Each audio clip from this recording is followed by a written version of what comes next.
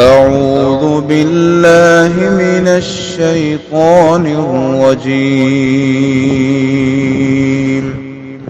بسم الله الرحمن الرحيم. السلام علیکم ورحمۃ اللہ وبرکاتہ۔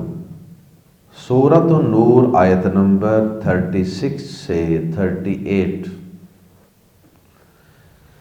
ان الحمد للہ والصلاة والسلام علی رسول اللہ اما بعد۔ اعوذ باللہ السمیع العلیم من الشیطان الرجیم من ہمزہ ونفخہ ونفثہ۔ فی بیوت اذن اللہ ان ترفع ویذکر فیہا اسمہ یسبح له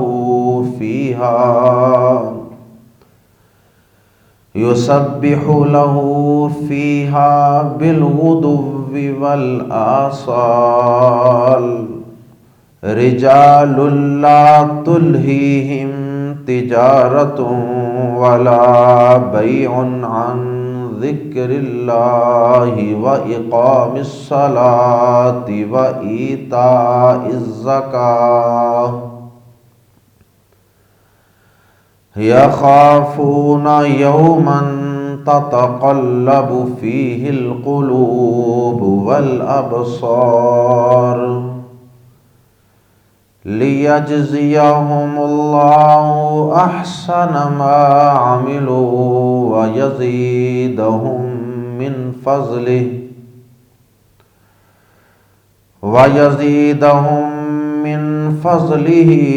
واللہ یرزق من یشاء بغیر حساب۔ گزشتہ آیات میں اللہ رب العزت نے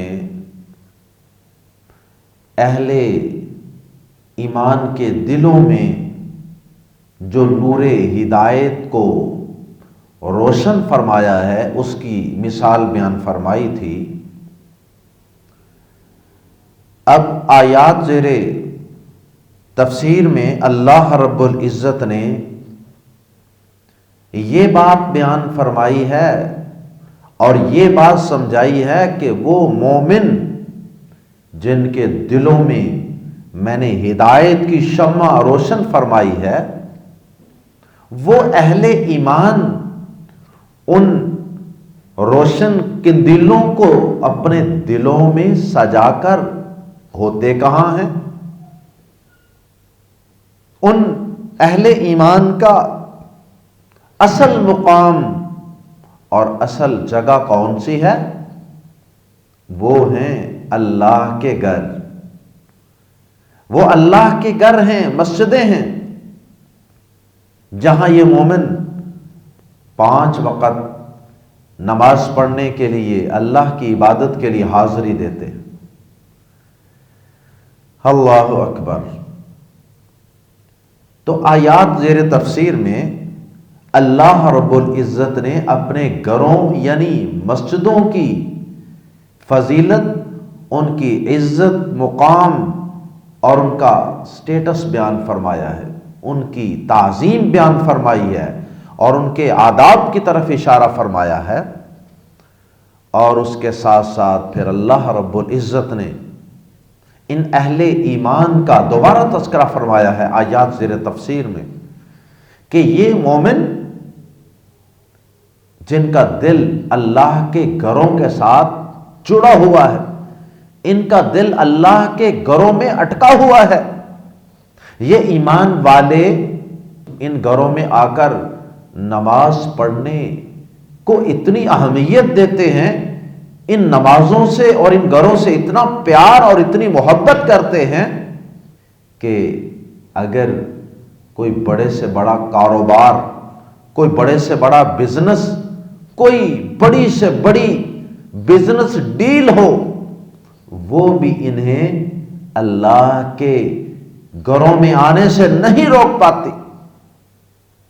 یہ کاروبار، بزنس، خرید و فروخت کی وجہ سے یہ اللہ کے گھروں میں جانے سے غافل نہیں ہوتے۔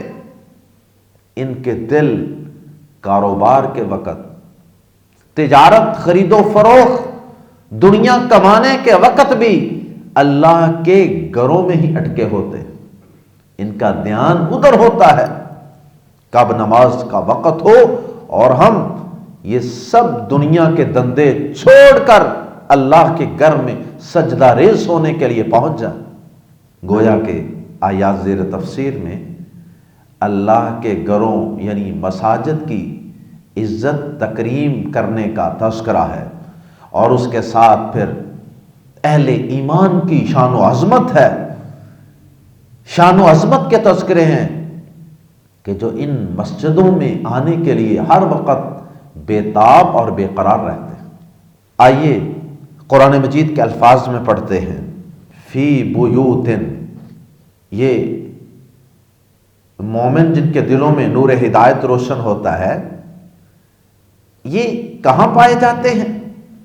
یہ مثالیں آپ کو کہاں نظر آئیں گی؟ فی بیوت، ایسے گھروں میں، یا ان عظیم گھروں میں۔ بیوت بیت کی جمع ہے، اور اس کی تنوین دو زیروں کی وجہ سے ہم اس کا ترجمہ کر رہے ہیں عظیم گھروں، کیونکہ اس تنوین کے کئی مقاصد ہوتے ہیں عربی زبان میں۔ کہیں یہ کسی چیز کی عظمت، بڑائی بیان کرنے کے لیے، کہیں یہ کسی چیز کی چھوٹائی، کسی چیز کی تقلیل اور قلت بیان کرنے کے لیے، اور کبھی یہ نکرہ کا معنی دینے کے لیے۔ فی بیوت، ان عظیم گھروں میں، اذن اللہ، کہ اجازت دی ہے اللہ نے، اور آذینہ کا لفظی معنی اجازت کیا جاتا ہے، لیکن بعض اوقات یہ حکم کے معنی میں بھی استعمال ہوتا ہے۔ یہاں حکم کے معنی میں اذن اللہ، کہ اللہ نے حکم دیا ہے، ان ترفع، کہ وہ بلند کیے جائیں۔ ترفع فعل مجہول ہے، پیسو وائس، ان ترفع، کہ وہ بلند کیے جائیں، رفعت، عظمت، بلندی، ان ترفع، کہ وہ بلند کیے جائیں ان عظیم گھروں میں جن کے بارے میں اللہ نے حکم دیا ہے کہ وہ بلند کیے جائیں۔ اور بلند کیے جانے سے کیا مراد ہے، اور بیوت سے کیا مراد ہے؟ سب سے شاندار تفسیر ان الفاظ کی اور اس آیت مبارکہ کی ترجمان القرآن، مفسر قرآن جناب عبداللہ بن عباس رضی اللہ تعالی عنہما نے بیان فرمائی۔ وہ بیان فرماتے ہیں کہ بیوتن سے یہاں مراد مسجدیں ہیں، اور اذن اللہ ان ترفع، جن کے بارے میں اللہ نے حکم دیا ہے کہ ان کو بلند کیا جائے سے مراد اللہ کے گھروں کی شان و عظمت ہے۔ بلندی سے مراد یہاں ان مسجدوں کی جو فزیکلی جو بلڈنگ ہے، جو اینٹوں کا ایک ڈھانچہ ہوتا ہے، اس کو اونچا لے جانا مراد نہیں ہے۔ جس طرح ظاہری طور پہ دنیا کے اندر اونچی اونچی مسجدیں اور اونچے اونچے ان کے مینار بنائے جاتے ہیں، وہ مراد نہیں ہے، بلکہ نبی صلی اللہ علیہ وسلم نے تو اسے قیامت کی نشانی بیان فرمایا کہ اونچی اونچی مسجدیں، اونچی اونچی عمارتیں، اور پھر ان کو چونا گچ کیا جائے گا، سیمنٹڈ کیا جائے گا، یعنی ان کی ظاہری بناوٹ اور تعمیر اور خوبصورتی اور ان چیزوں پہ بے دریغ پیسہ بہا دیا جائے گا، لیکن جو اللہ کے گھروں کے اصل مقاصد ہیں ان کی طرف توجہ کم ہو جائے گی، جیسا کہ آج کل ایسا ہو رہا۔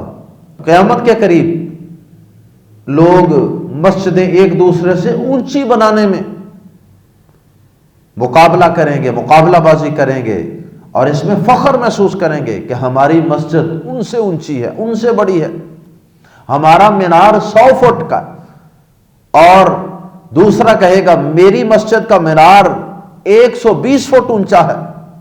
اللہ اکبر۔ یہی وجہ ہے کہ اللہ کے نبی صلی اللہ علیہ وسلم کی مسجد، مسجد نبوی، جو ظاہری طور پہ کچی تھی، جہاں کیچڑ ہوتا تھا، مٹی ہوتی تھی، بارش ہوتی تھی تو کیچڑ ہو جاتا تھا، اور کوئی خاطر خواہ نبی صلی اللہ علیہ وسلم کے دور میں وہاں روشنی اور لائٹ کا بھی انتظام نہیں تھا۔ حضرت عثمان رضی اللہ تعالیٰ عنہ کے دور میں کچھ انتظام ہوا، تو وہ مسجد کچی تھی، لیکن پوری دنیا کا عالم کفر اس مسجد نبوی سے نکلنے والے دستوں اور لشکروں سے تھر تھر کانپتا تھا، اس لیے کہ مسجدیں تو کچی تھیں لیکن ایمان بڑے پکے تھے ان مسجدوں میں نماز پڑھنے والے لوگوں کے۔ اب مسجدیں تو بہت پکی ہیں، عالی شان، لیکن ان کے اندر ایمان بہت کچے ہیں، ان کے اندر ایمان والے بہت کچے ہیں، الا ماشاء اللہ۔ تو یہاں عبداللہ بن عباس رضی اللہ تعالی عنہ نے بیان فرمایا کہ بیوتن سے مراد کون سے گھر ہیں؟ اللہ کے گھر، یعنی مسجدیں، اور ان ترفع سے مراد ہے مسجدوں کی تکریم، ان کا اکرام کیا جائے، اور ان کے اندر کوئی بھی لغو کام نہ کیا جائے جو ان کے آداب کے منافی کام ہو۔ مثلا مسجدوں میں تھوکا نہ جائے۔ نبی صلی اللہ علیہ وسلم نے ایک امام کو دیکھا کہ اس نے قبلے والی طرف دیوار پہ تھوکا ہوا تھا، تو آپ نے اس امام کو امامت سے برخاست کر دیا۔ مسجدوں میں تھوکا نہ جائے، مسجدوں کے اندر شور و غوغا نہ کیا جائے، اور مسجدوں کے اندر تحیۃ المسجد کم از کم 2 رکعت نماز پڑھے بغیر بیٹھا نہ جائے، اس سے آپ نے منع فرمایا۔ کوئی 2 رکعت، چاہے فرض ہیں چاہے نفل ہیں۔ اسی طرح مسجدوں کے اندر لغو قسم کی شعر و شاعری نہ کی جائے۔ یہ آج کل ہمارے کئی واعظین ایسے ہوتے ہیں جو تقریریں کرتے ہیں مسجدوں میں، جمعے پڑھاتے ہیں، جمعے کے دوران یا جلسہ ہو رہا ہے سیرت النبی کانفرنس کے دوران، مسجد کے اندر ہی سٹیج لگا ہے، اور وہاں وہ بڑے واہیات قسم کے لطیفے ٹوٹکے اور اس طرح کی چٹکلے سناتے ہیں۔ مسجدوں کے آداب کے منافی ہیں یہ سب چیزیں۔ مسجدوں کے اندر اللہ کی حدیں قائم نہیں ہو سکتی۔ مثلا کسی چور کا ہاتھ کاٹنا ہے، وہ مسجد میں نہیں کاٹا جائے۔ کسی قاتل کو اس کے قتل کی سزا دینی ہے، مسجد میں حد نافذ کرنے سے نبی صلی اللہ علیہ وسلم نے منع فرمایا۔ اسی طرح مسجدوں کو معطر رکھنا، وہاں خوشبو لگانا، ان کو صاف ستھرا رکھنا، اس کا بھی نبی صلی اللہ علیہ وسلم نے حکم دیا ہے کہ مسجدوں کو صاف ستھرا رکھو، صفائی ستھرائی کریں، بے شک وہ سادہ ہوں۔ بڑے بڑے لمبے چوڑے نقش و نگار قالین، بڑے بڑے نقش و نگار والے نمازی نماز کے اندر ان پھول بوٹوں سے کھیلتا رہتا ہے، یہ چیزیں سب ناپسندیدہ ہیں۔ مسجدوں میں خرید و فروخت منع ہے، مسجدوں میں گمشدہ چیز کا اعلان بھی منع ہے۔ تو یہ سارے آداب جو پیارے نبی صلی اللہ علیہ وسلم نے مساجد کے بیان فرمائے ہیں نا، ان سارے آداب کو ملحوظ رکھا جائے۔ تو یہ عبداللہ بن عباس رضی اللہ تعالیٰ عنہ کی تفسیر کے مطابق یہ مطلب ہے کہ انہیں اللہ کے گھروں کو بلند کیا جائے، اس سے اللہ کے گھروں کا مقام، مرتبہ، سٹیٹس وہ اونچا ہوگا معاشرے میں۔ فی بیوتن، ان عظیم گھروں میں، اذن اللہ، کہ اجازت دی ہے، یا ترجمہ کر سکتے ہیں کہ اللہ نے حکم دیا ہے ان ترفع کہ بلند کیے جائیں، کہ وہ بلند کیے جائیں، وَيُذْكَرَ اور یاد کیا جائے اور ذکر کیا جائے، فیہا ان میں، ہا کی ضمیر لوٹ رہی ہے بیوت کی طرف، فیہا ان میں یعنی گھروں میں، مسجدوں میں، اسمہ اس کے نام کو، اور یاد کیا جائے ان میں اس کے نام کو، اور ان مسجدوں میں اس کے نام کو یاد کیا جائے، نام کا تذکرہ کیا جائے، یعنی اللہ کا ذکر کیا جائے، اللہ کے نام کا۔ یسبح وہ تسبیح بیان کرتے ہیں، لہو اس کی، کون؟ وہی مومن جن کے دلوں میں اللہ پاک نے نور ہدایت کو روشن کیا ہے، وہ مومن یسبح تسبیح بیان کرتے ہیں، پاکی بیان کرتے ہیں، لہو اس کی، فیہا ان میں یعنی اللہ کے گھروں میں،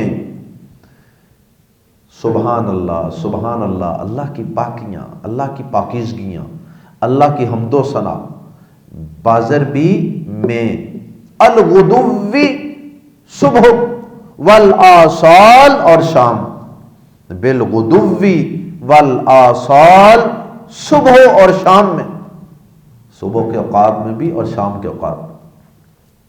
اگرچہ بعض اہل علم نے یہ کہا کہ اس سے مراد پانچوں نمازیں، بالغدو والآصال میں بعض اہل علم نے پانچوں نمازیں ثابت کی ہیں، لیکن عبداللہ بن عباس رضی اللہ تعالی عنہ نے کہا کہ اس سے مراد فجر اور عصر کی نماز، واللہ تعالی اعلم۔ بہرحال یا تو فجر اور عصر کی نماز، ان دو نمازوں کی اہمیت کے پیش نظر ان کا خاص ذکر کیا گیا، یا پھر اس سے مراد پانچوں نمازیں ہیں۔ صبح و شام، یہ صبح و شام یہ کثرت کو ظاہر کرنے کے لیے بھی عربی زبان میں استعمال کیا جاتا کہ صبح و شام یہ کام کرتے ہیں، کیا مطلب؟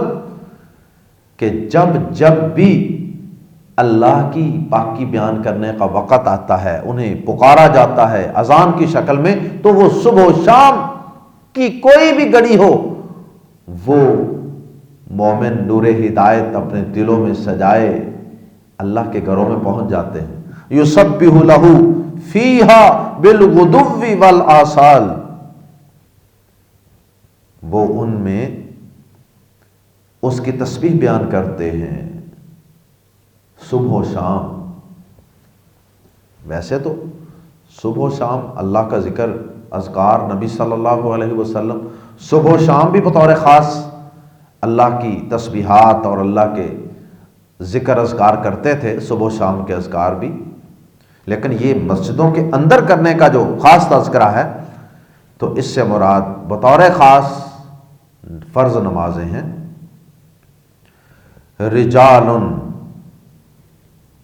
انہی مردوں کی مزید آگے اللہ پاک نے صفت بیان فرمائی اور ان کی کمال درجے کی خوبی بیان فرمائی۔ رجال، یہاں بھی رجال کی تنوین کی وجہ سے ہم ترجمہ کر رہے ہیں بڑی شان والے مرد، رجال وہ بڑی شان والے مرد، لا تلہی نہیں غافل کرتی ہے، ہم انہیں، تجارت نہ کوئی تجارت، ولا بیع اور نہ کوئی خرید و فروخت۔ اللہ اکبر۔ تجارت زیادہ وسیع لفظ ہے، کامرس، جس کے اندر دکان بنانا، مال کا ریٹ پتہ کرنا، اور پھر کہیں سے مال لے کر آنا، کہیں جا کر بیچنے کے لیے حالات کو سازگار کرنا، اور پھر چیزوں کو سجا کر ڈسپلے کر کے بیٹھنا، آفس بنانا، اس کی ایڈورٹائزمنٹ کرنا، یہ ساری چیزیں، تجارت ایک وسیع لفظ ہے، یہ ساری چیزیں اس میں آ جاتی ہیں، کامرس۔ اور پھر جو بیع ہے، بیع یہ اسی میں سے ایک خاص پوائنٹ ہے، اینڈ پوائنٹ، فائنل پوائنٹ، جس وقت پوری تجارت کا سارا جو پروسیس ہوتا ہے اس کا نتیجہ نکلنے کا ٹائم ہوتا ہے. جب آپ کی چیز سیل ہو جاتی ہے یا پرچیز ہو جاتی ہے اس وقت آپ کو اس ساری محنت کا منافع پروفٹ مل جاتا. تو تجارت کا کوئی لمحہ ہو، مثلا ایک بندہ دکان سجا کے بیٹھا ہے، اب اس وقت ممکن ہے کہ جب اذان ہو مسجد سے اذان کی آواز آئے، ممکن ہے کہ اس وقت کوئی کسٹمر اس کے پاس خرید و فروخت میں مصروف تو نہ ہو، لیکن وہ تجارت تو کر رہا ہے، وہ بیع نہیں کر رہا، خرید و فروخت تو نہیں کر رہا، لیکن تجارت میں تو مصروف اس وقت بھی وہ ہے. ممکن ہے وہ کسی سے فون پہ معلومات لے رہا ہو، کسی دوسرے شہر کسی دوسرے ملک سے، فلاں چیز کا کیا ریٹ چل رہا ہے.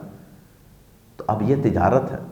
اور بیع کیا ہے کہ کسٹمر سامنے بیٹھا ہے اور ریٹ ڈیسائیڈ ہو رہا ہے اور ریٹ ڈن کیا جا رہا، یہ بیع ہے. اللہ اکبر. تو جب ڈیل ہو رہی ہے، خرید و فروخت کی بات چل رہی ہے، فائنل پیک پہ پہنچی ہوئی ہے، اس وقت بھی اگر مسجد سے اذان کی آواز آ جائے تو یہ اللہ کا بندہ اس وجہ سے اپنی نماز ضائع نہیں کرتا کہ اب بات ہماری فائنل پہ پہنچی ہوئی ہے، اگر میں چھوڑ کے گیا تو یہ ڈیل ضائع ہو جائے گی، یہ جو ڈیل میچور ہو چکی ہے یہ ڈیل ساری ضائع ہو جائے گی، پانی پھر جائے گا. نہیں، وہ خرید و فروخت کر رہا ہو، بیع کر رہا ہو، یا پھر اس سے پہلی کسی سٹیج پر ہو، ابھی دکان کھول لی ہے، ابھی وہ ڈسٹنگ کر رہا ہے، ابھی ریڑھی سجا رہا ہے، یہ تجارت ہے. تجارت کے سارے حصے ہیں. تو کوئی بھی دونوں میں سے سٹیج ہو، کسی بھی پوزیشن پر یہ اللہ کا بندہ کھڑا ہو تو یہ ایسا مرد ہے، رجال، یہ ایسا عظیم مرد ہے، یہ ایسے بڑی شان والے مرد ہیں، لا تلہی نہیں غافل کرتے ہم انہیں تجارت، نہ کوئی تجارت، ولا بیع، اور نہ کوئی خرید و فروخت. اللہ اکبر. کس چیز سے غافل نہیں کرتی یہ دونوں چیزیں، تجارت اور بیع؟ ان ذکر اللہ، اللہ کے ذکر سے، وَإِقَامِ الصَّلَاةِ، اور نماز قائم کرنے سے، وَإِيتَاءِ الزَّكَاةِ، اور زکوٰۃ دینے سے. ان سارے کاموں کو کرنے سے تجارت، خرید و فروخت انہیں غافل نہیں کرتے. اللہ اکبر. یہ ہیں اصل مرد، یہ ہیں بڑی شان و شوکت والے مرد، یہ ہیں اپنے دلوں میں نور ہدایت سجائے ہوئے، اور جو چند ٹکوں کے مفاد کی خاطر اپنی دکان، فیکٹری، اپنے کاروبار، جاب، بزنس کو نہ چھوڑ سکے، وہ کیسا مرد ہے؟ وہ کوئی مرد نہیں ہے اللہ کی نظر میں. اصل مرد، شان و شوکت والے یہی ہیں جو اپنی زندگی کے مقصد کو سمجھتے ہیں. اب اللہ کے ذکر سے یہ چیزیں غافل نہ کریں، اس کے بھی کئی مطلب. ایک مطلب تو یہ ہے کہ تجارت کے دوران بھی اگر نماز کا وقت نہیں بھی ہوا نا تو یہ تجارت کے دوران بھی اللہ کا ذکر کرتے رہتے ہیں، اللہ کے ذکر سے اپنی زبان کو تر رکھتے ہیں. سبحان اللہ. ڈیلنگ، کاروبار، بزنس کے دوران بھی کبھی سبحان اللہ، کبھی الحمدللہ، کبھی اللہ اکبر، کبھی بسم اللہ، کبھی استغفر اللہ، یہ کلمات ان کی زبان پہ جاری رہتے. یہ نہیں کہ کاروبار، بزنس ڈیل چل رہی ہے تو چھینک آ گئی تو الحمدللہ کہنا ہی بھول جائے، ایسا نہیں ہے. اللہ اکبر. کاروبار کے دوران بھی اللہ کو یاد رکھتے ہیں، اور اگر کاروبار کے دوران، بزنس، تجارت کے دوران اگر اذان کی آواز آ جائے، حی علی الصلاۃ، حی علی الفلاح، تو یہ تب بھی اللہ کو فراموش نہیں کرتے. اللہ کے سامنے سجدہ ریز ہونے کے لیے یہ بے قرار ہوتے ہیں، سارا کچھ چھوڑ کر اللہ کے گھر مسجد کا رخ کرتے ہیں. یہی تو امتحان ہوتا ہے انسان کا، اور ہے کیا زندگی؟ زندگی یہی امتحان ہے۔ اگر اللہ پاک چاہتا تو اللہ پاک ہمیں بھوک والا سسٹم لگاتا ہی نہ، ہمیں کھانا پینا پڑتا ہی نہ۔ اللہ نے خود ہمیں بھوک لگائی، پیاس لگائی، ہمیں پیٹ لگایا، اور پھر کمانے کا رستہ ہمیں سمجھایا، بتایا، اور پھر ساتھ یہ امتحان کے لیے 5 مختلف اوقات میں اذان کہلوائی، اللہ اکبر اللہ اکبر، حی علی الصلاۃ حی علی الفلاح، آؤ نماز کی طرف میرے بندو، آ جاؤ، پھر آ جاؤ، پھر آ جاؤ۔ کبھی نیند کے وقت نماز پڑھنے کے لیے بلایا جا رہا ہے، نیند کی قربانی دے کر، نیند چھوڑ کر مسجد میں آؤ۔ کبھی ظہر کے وقت، کبھی عصر کے وقت، کبھی مغرب کے وقت، کبھی عشاء کے وقت، ہر وقت انسان کسی نہ کسی اپنی مرغوب چیز اور مرغوب کام کے اندر مصروف ہوتا ہے۔ اللہ پاک چاہتے 24 گھنٹے میں ایک ہی دفعہ کوئی اللہ پاک 1 گھنٹہ لے لیتے بندے سے کہ چلو یہ 1 گھنٹہ تم نے میری عبادت کرنی ہے، نہیں، وقفے وقفے سے رکھی۔ امتحان ہے، صرف امتحان۔ اللہ اکبر۔ اور اس امتحان میں اللہ کی قسم لوگوں کی اکثریت ناکام ہوئی بیٹھی۔ چند دن پہلے میں نعمانیہ روڈ، یہاں ہمارے شہر میں ایک بڑا معروف روڈ ہے، واشنگ مشین اور ایئر کولر اور اس طرح کی چیزیں، مدانیاں، تو میں وہاں کسی شاپ پہ کوئی ڈیزائننگ کا کام کروا رہا تھا، تو نماز کا ٹائم ہوا، اذان ہوئی، تو میں نے اس سے کہا کہ بھائی جان پہلے نماز پڑھاتے ہیں، پھر باقی کام بعد میں کرتے ہیں انشاءاللہ۔ تو خیر میں چل پڑا مسجد کی طرف۔ یقین کریں کہ رستے میں دائیں بائیں دیکھ رہا تھا اور یہی سوچ رہا تھا کہ ہر دکان پہ مجھے مرد بیٹھے نظر آ رہے ہیں، کوئی اللہ ماشاءاللہ کوئی ایک آدھی دکان ہی ہوگی کہ جہاں سیٹ خالی نظر آ رہی تھی۔ سب دکانیں کاؤنٹر پہ بیٹھے ہوئے ہیں لوگ، گاہک کے انتظار میں، کسی نے موبائل کان کو لگایا ہے، کوئی موبائل پہ کچھ دیکھ رہا ہے، کوئی گاہک کا انتظار کر رہا ہے، لیکن اللہ کے گھر مسجد کا رخ کرنے کے لیے تیار ہی نہیں۔ اذان تو جیسے اس نے سنی نہیں ہے۔ بہت دکھ ہو رہا تھا۔ ایسے ہی آپ دیکھ لیں، مارکیٹوں کی مارکیٹیں بھری پڑی ہوتی ہیں، بازاروں کے بازار، آپ کو اذان کے وقت کوئی بازاروں کے اندر جو رش ہے، سڑکوں کے اوپر جو ٹریفک ہے، اس میں کوئی کمی نظر نہیں آتی۔ اور یہ مسلمان معاشرہ، اللہ ماشاء اللہ سعودی عرب کے اندر کچھ نہ کچھ نماز کا نظام ہے، الحمدللہ۔ اللہ ان کو مزید توفیق دے، اسلام کو وہ نافذ کریں اپنے ملک میں۔ تو بہرحال وہاں کچھ آپ کو نمازوں کے اوقات میں لگتا ہے کہ سڑکوں پہ، روڈز پہ ٹریفک کم ہو گئی ہے، جیسے کوئی ٹھہراؤ آ گیا زندگی میں، ورنہ تو اکثر مسلمان ملکوں کے اندر کوئی چکر ہی کوئی نہیں، حال ہی کوئی نہیں۔ اللہ تعالیٰ کا ذکر، کاروبار، بزنس، دنیا کی مصروفیت کے دوران بھی اللہ کا ذکر کرتے رہنا، اللہ کو یاد رکھنا ہے۔ اور یہ اللہ کو یاد رکھنا یہ زبان سے بھی ہے کہ بندہ ذکر اذکار کرتا رہے، اور عمل اور کردار سے بھی۔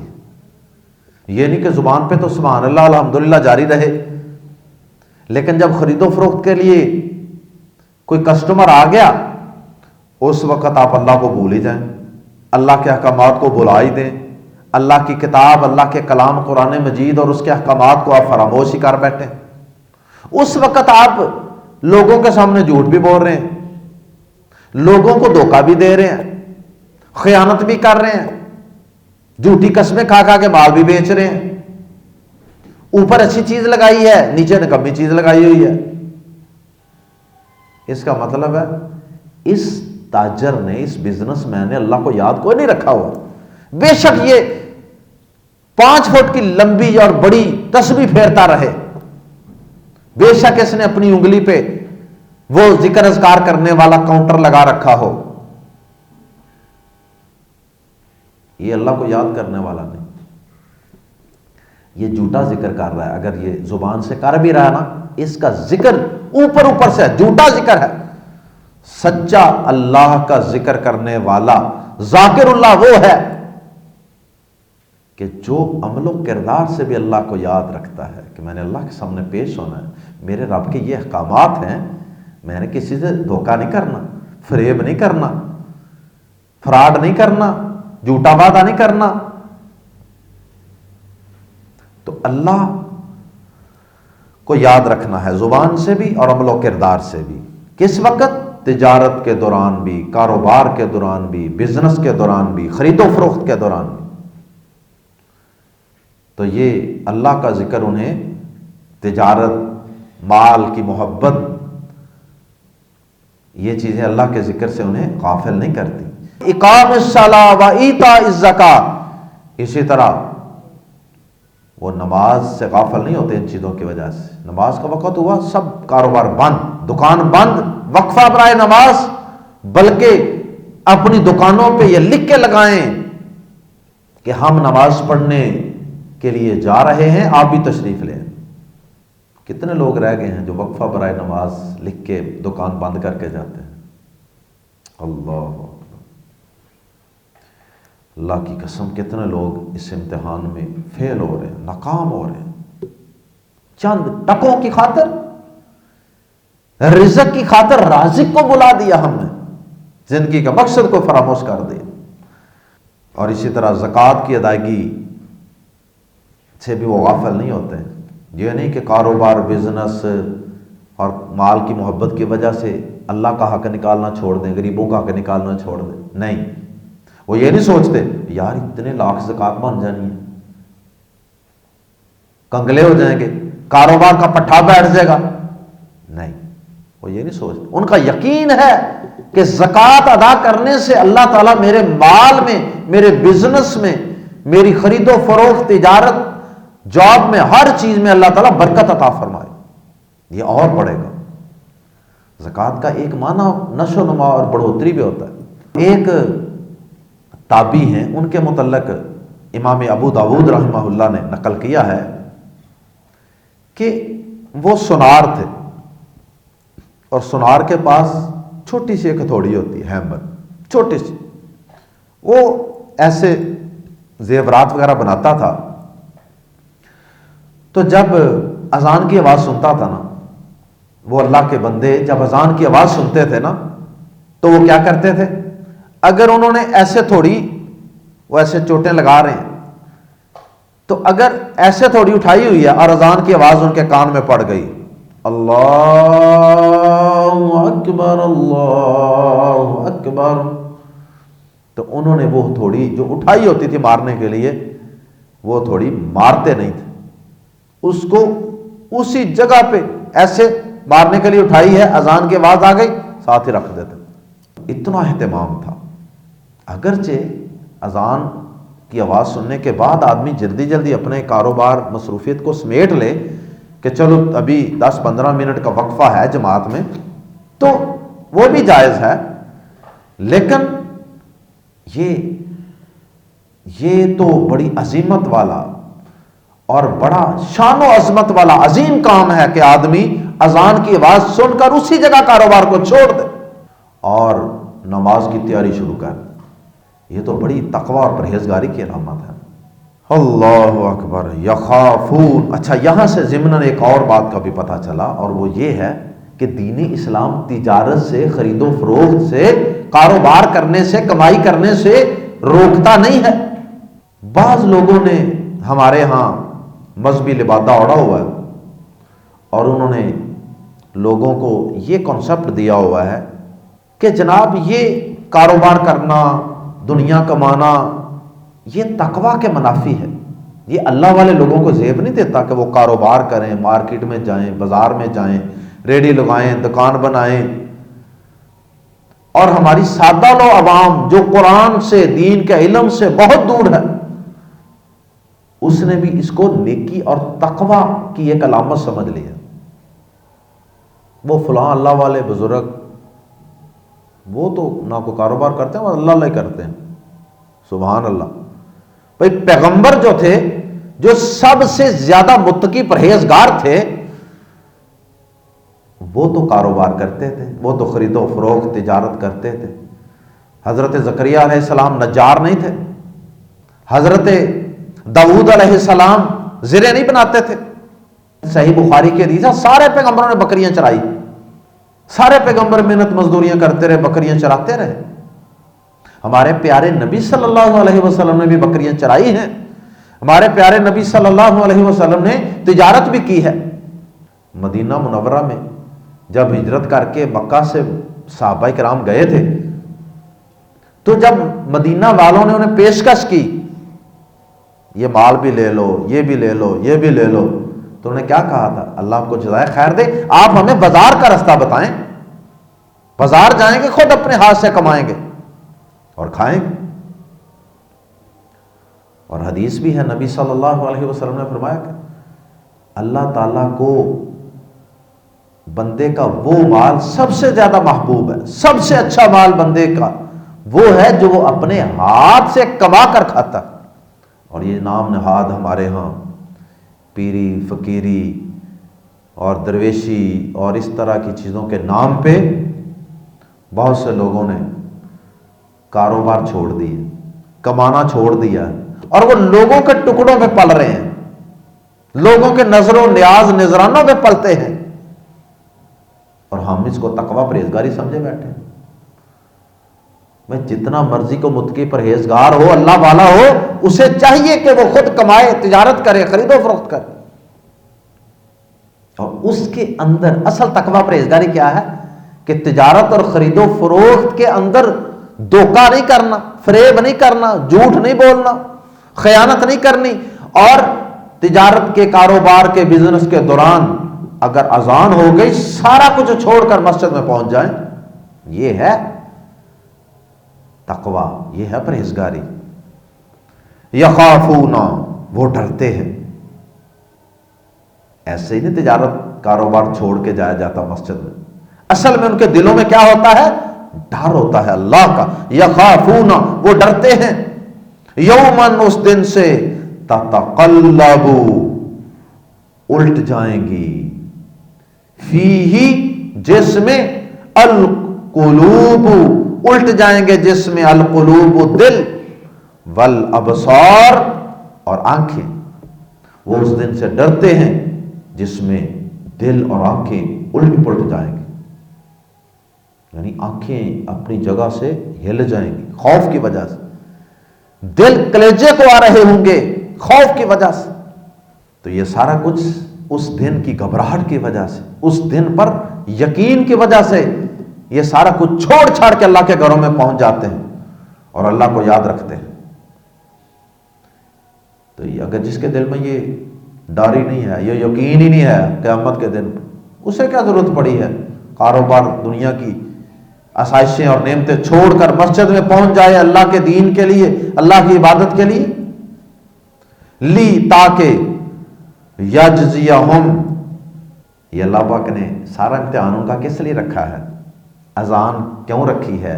جماعت سے نماز ادا کرنا کیوں رکھا ہے؟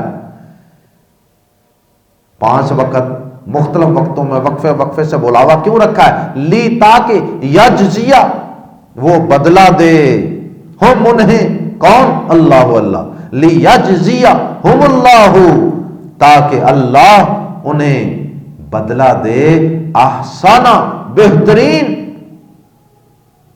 بہترین، دی بیسٹ، ما، جو، عاملو، انہوں نے کیا، تاکہ اللہ انہیں اس کا بہترین بدلہ دے جو انہوں نے کیا. وَيَزِيدَهُمْ، اور انہیں زیادہ دے، من فضلہ، اپنے فضل سے. اللہ پاک نے جو جنت دینی ہے، جنت کی جو نعمتیں عطا کرنی ہیں، یہ ہماری نمازیں تو کافی نہیں ہیں اتنی بڑی جنت کے لیے.